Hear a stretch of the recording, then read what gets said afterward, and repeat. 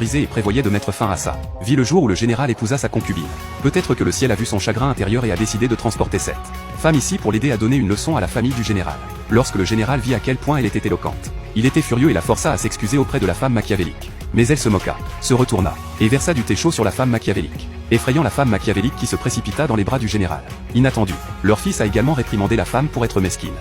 De retour dans sa chambre, la femme se regarda dans le miroir à l'intérieur. Comment une avocate de premier plan a-t-elle pu en arriver là? Cependant, lorsqu'elle vit la crème pour enlever les cicatrices que la femme machiavélique avait envoyées, elle devint méfiante. Alors elle ouvrit le pot pour enquêter, seulement pour être choquée lorsqu'elle découvrit que le pot contenait de l'eau toxique.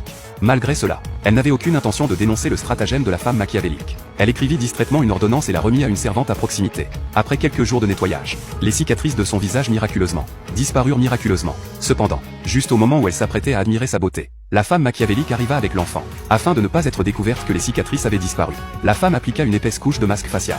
Lorsqu'elle ouvrit la porte, elle surprit la personne qui se tenait dehors. Malgré cela, elle n'avait aucune intention de dénoncer le stratagème de la femme machiavélique.